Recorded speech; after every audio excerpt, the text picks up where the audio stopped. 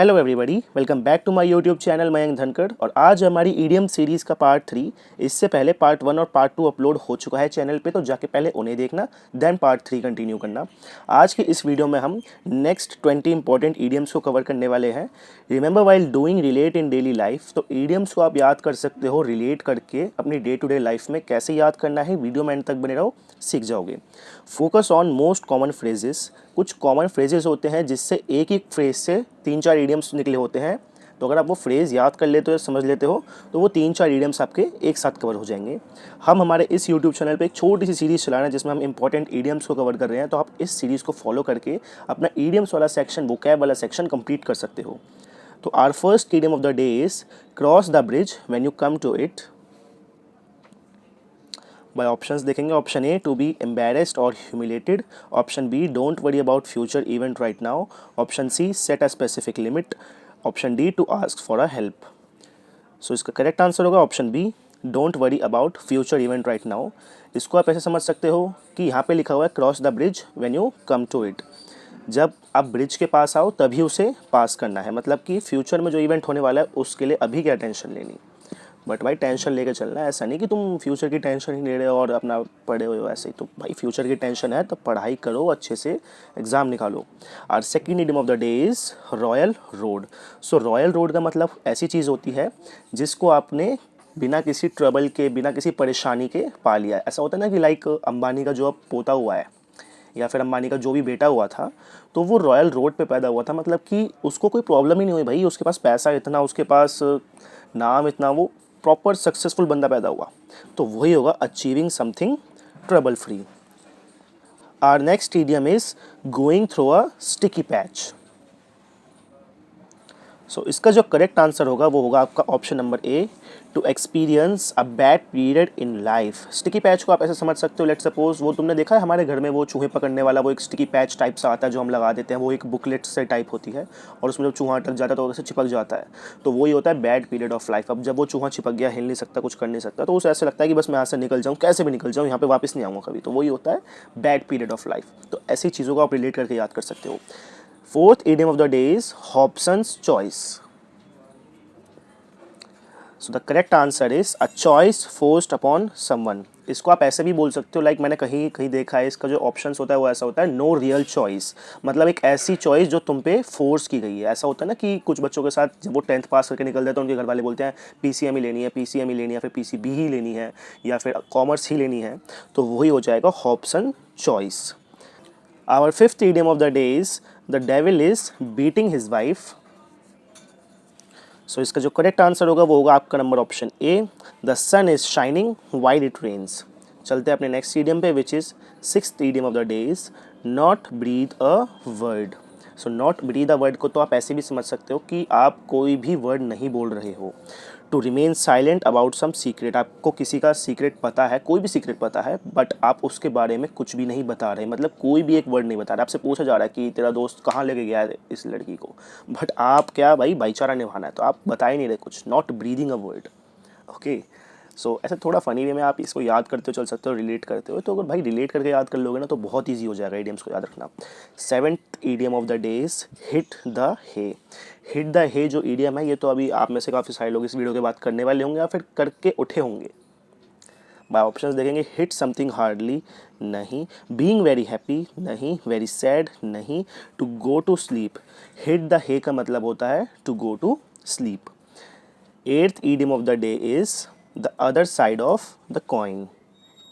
सो सिक्के के दो पहलू होते हैं, तो उसी से थोड़ा सा रिलेट कर सकते हो, the other point of view.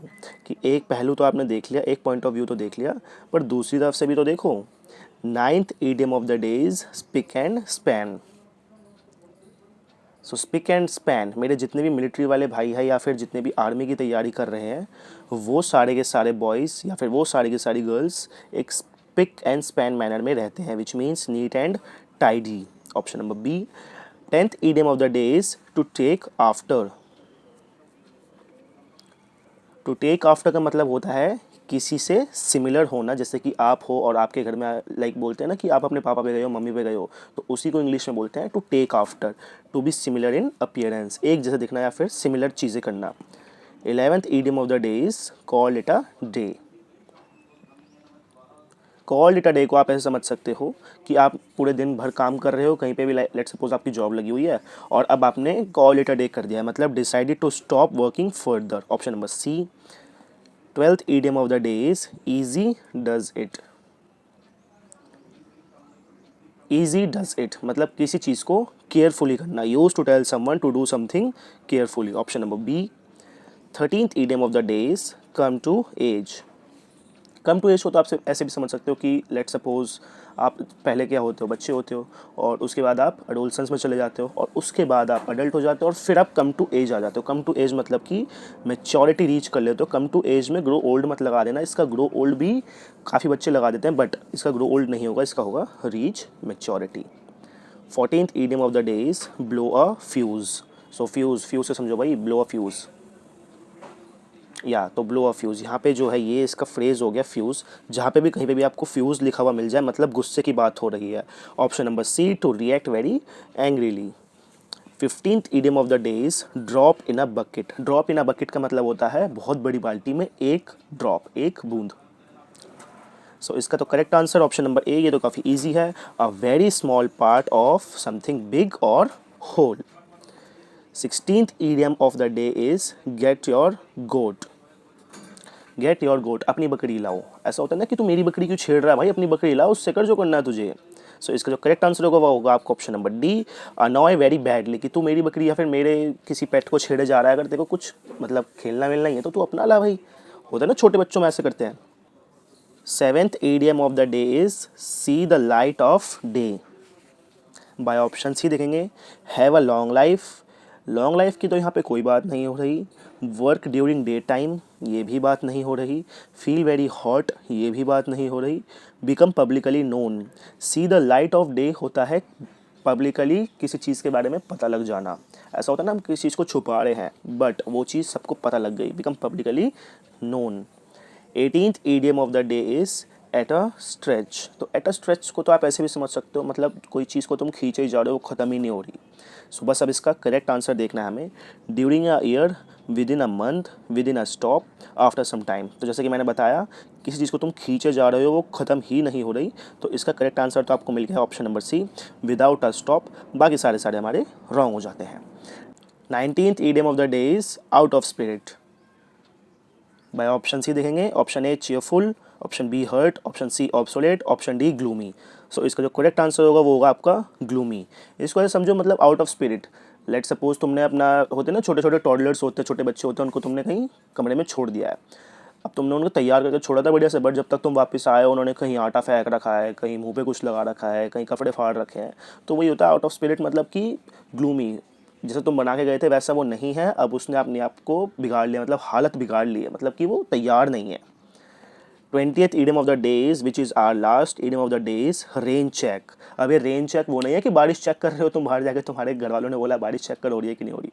तो रेन चेक का मतलब है a promise to make an offer available some other time. एक ऐसा प्रॉमिस करना जो कि तुम कुछ टाइम बाद करोगे। लेट सपोज कि होता है ना कि चल मैं प्रॉमिस करता हूँ आज से 2 साल बाद मैं सीजल इंस्पेक्टर बनूंगा, चल मैं प्रॉमिस करता हूँ आज से 3 साल बाद मैं पार्टी दूंगा जब मैं इंस्पेक्टर बन जाऊंगा। तो वही है रेन चेक, मतलब कि कोई प्रॉमिस करना बट आफ्टर सम टाइम का। ठीक है, तो ये हो जाते हैं हमारे आज के 20 इंपॉर्टेंट ईडियम्स कंप्लीट। इसका पीडीएफ आपको मिल जाएगा मेरे टेलीग्राम चैनल पे, तो वहाँ से आप जाके इसको देख सकते हो। टेलीग्राम चैनल ज्वाइन कर लेना। अब मिलेंगे आपसे कल एक और न्यू वीडियो में, तब तक के लिए खाते पीते रहो, खुश रहो, बाय बाय।